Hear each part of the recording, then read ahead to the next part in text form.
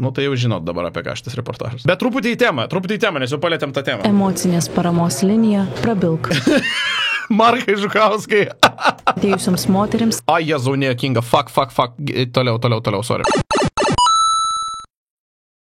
Vilniaus centre vairuodamas BMW įkliuvo girtas komikas Markas Žukauskas.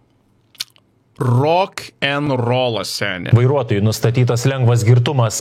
Jis gali prarasti ir automobilį. Paaiškėjo, kad Žukauskas jau anksčiau praradęs teisės vairuoti. Pala, atsiprašau. Aš nesidomėjau nei kiek šito įvykiu, apart to, ką memų formate mačiau internete, Facebook'e ir visur kitur. Bet jis neturėjo teisių? Atsiprašau. What? Prarado už greitį. Okei, jūs tai rašot lyg tai savaime suprantama. O tai kodėl jis važiavo? Taip, Elena, klasikinis, nes nebėra ką prarasti.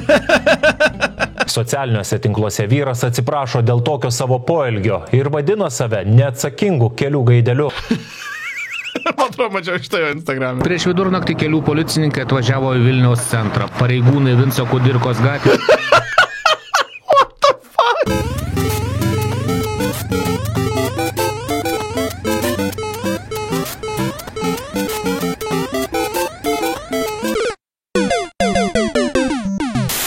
Sustabdžius kylant į Tauro kalną BMW paaiškėjo, kad vairuotojas veikiausiai vartojo alkoholio, suveikė momentinis alkoholio matuoklis. Kai klientų tampa žmogus, kurį pažįsti iš scenos, atsakomybė dar didesnė.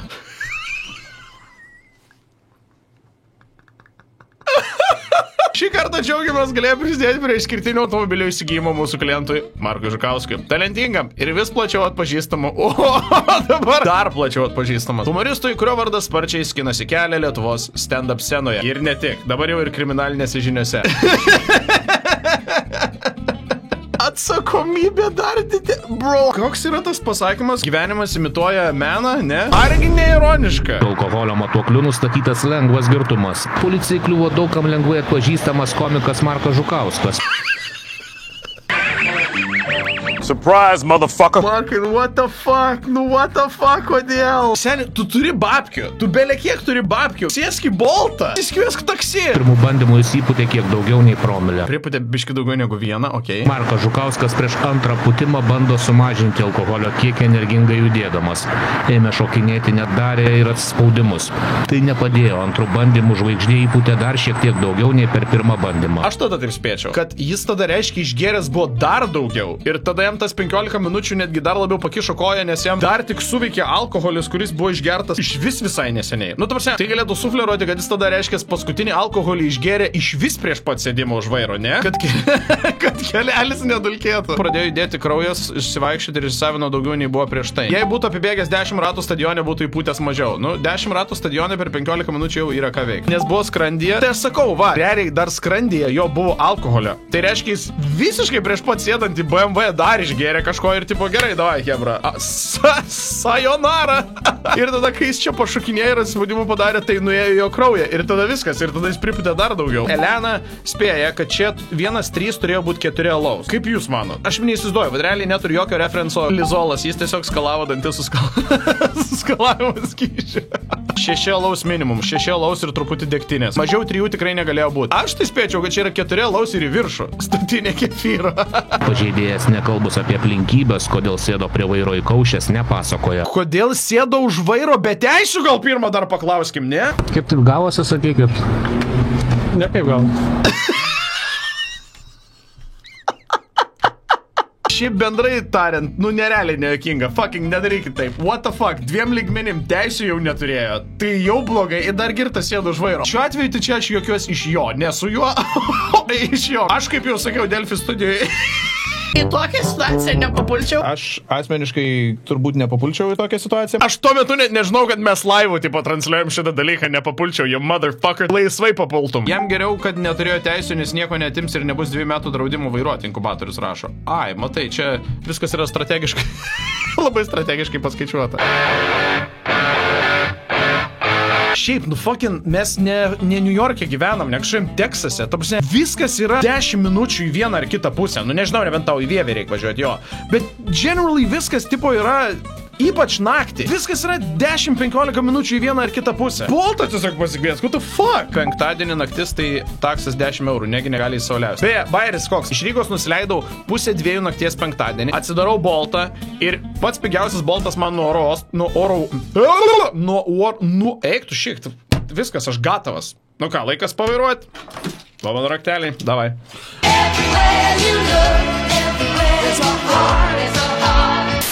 Pats pigiausias Boltas 12 eurų. Ir aš galvoju, kas čia per mėšlas. Ir paskui prisiminiau, taigi penktadienis, visi naudojasi dabar Boltais. Tada išsitraukiau Uberį. Ir Uberis man buvo 2 eurai. Tai ta prasme, aš nieko nesakau, 10 ar 2 koks skirtumas. Nėra pasteisimas vairuoti girtam, bet tiesiog yra kelios aplikacijos. Ir šiaip tiesiog naudokitės... Taksų, nu kas yra, gerai žodžiu. Socialiniuose tinkluose Žukauskas atsiprašo dėl savo poelgio. Pasiteisinimų, aplinkybių tikslinimų ar dar kažkokių įsisukinėjimų tikrai nedarysiu, nes tam tiesiog nėra prasmės. Ir aiškus faktas, esu kaltas, kvailas ir neatsakingas kelių gaidelis. Parodžiau absoliučią nepagarbą taisyklėms, įstatymams ir visiems aplinkiniams. Todėl tikrai galite ir neturi teisę maišyti mane su žemėm. Esu pilnai to nusipelnęs. Kaip ir nepastebėjau didelės heito bangos prieš jį. Nu, vadinkim gal taip, nežinau. Gal kokie Delfi portalo straipsnio, Facebooko posto komentarai, gal ten kokie brutalūs, nežinau. Bet taip bendrai nutipo. Ir praėjo, man atrodo, taip visai dar normaliai. Taip visai dar normaliai, ne tas žodis. Markas Žukauskas šiai dienai po šio įvykio buvo paskelbta, kad apšildys mantus jų areninėme ture.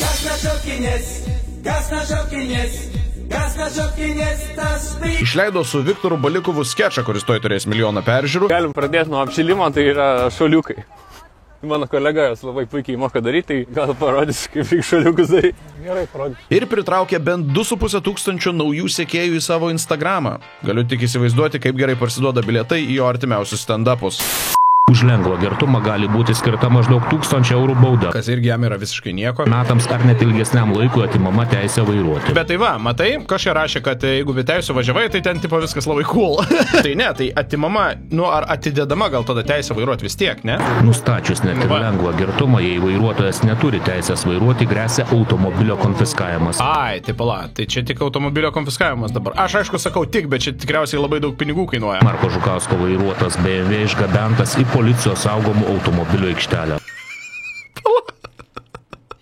Atsakomybė dar didesnė. Pam pam pam parararam param param param param pam pam pam.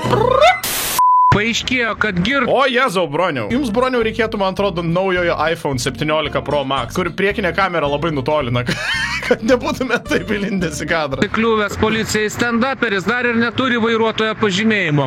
Jis buvo atimtas už tai, kad jaunuolis viršijo greitį. Per reidą policijai kliuvo dar 3 girti vairuotojai ir girtas paspirtukininkas. Blemba, kokia buvo gera galimybė pagauti girtą ant paspirtuko Lastauską. Tokią trifektą. Pagauna Žukauską girtą be teisių su BMW, pagauna Lastauską girtą ant paspirtuko ir tada turim cancelintą klajumą. Visas areninis turas jau išparduotas. Jau viskas išparduota. Jie jau butus perkasi. Visi. Nidoj. Tik Jankevičiaus trūksta. Jo, va, trūksta kažkokio Jankevičiaus bairio. Kitet pilau, geriausias Marko Žukausko stand-up turas buvo visgi ant Tauro kalno. Serė, nuostabi įžvalga. Juokiausia, kad jis po to įsimetė story, kur su dviračiu sako, nuo dabar mano transporto priemonė kuriam laikui. Tai ką, prasilėkiau su dviračiu, transporto priemonės, kurią dabar ilgai draugausiu. Seni, tai turėjo būti tavo transporto priemonė prieš tai.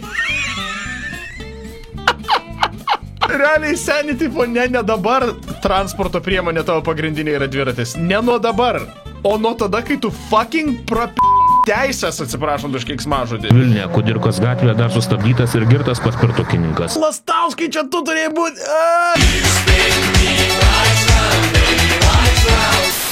Jie buvo kažkuris policininkas panašus į Lastauską. Tai, žinok, aš ne visai sutinku, bet pats Lastauskas naudoja va šį vyriškį savo istorijose ant savo bairių. Įkliuvo nemažai blaivių, bet teisės vairuoti neturinčių pažeidėjų. Kas per nesąmonė? Įkliuvo dafiga blaivių, bet tiesiog be teisų žmonės važinėja. Tiesiog tipo. What the fuck? Vilniau gal susikaup? Markas Žukauskas kreipėsi į kauniečius. Turiu jūs nuvilti. Netrukus po to, kai pasklido žinia apie reido metu prie vairo neblaivų ir be teisų pagautą Marką Žukauską, norėčiau šiaip, kad būtų rašoma atvirkščiai, be teisų ir neblaivą. Komikas socialiniuose tinkluose paviešino dar vieną žinutę. Jis kreipėsi į kauniečius ir teigia, kad šeštadienį nepasirodys Kaune vyksinčiame renginyje. Rugsėjo 15-2 dienomis Kaunas pakvietė miestiečius jungtis prie darnaus judumo savaitės. Turiu nuvilti kauniečius. Šiandien vakare Kaune turėjau daryti stand-upą darnaus eismo renginyje. I don't believe it. I don't believe it. Markai, jeigu tu žiūri, man tu patinki kaip stand-up komikas, aš tave laikau top 10, tai tikrai, bet gal net aukščiau. Bet šitas visas bairis, viskas, kas čia susiklostė ir tai kaip susiklostė, aš manau, kad tu niekada neparašysi nieko tokio jokingo, kaip čia viskas sukrito. Su visa pagarba. Tai aš sakau, Elena, tu neparašytum viso šito siužeto, nesugalvotum.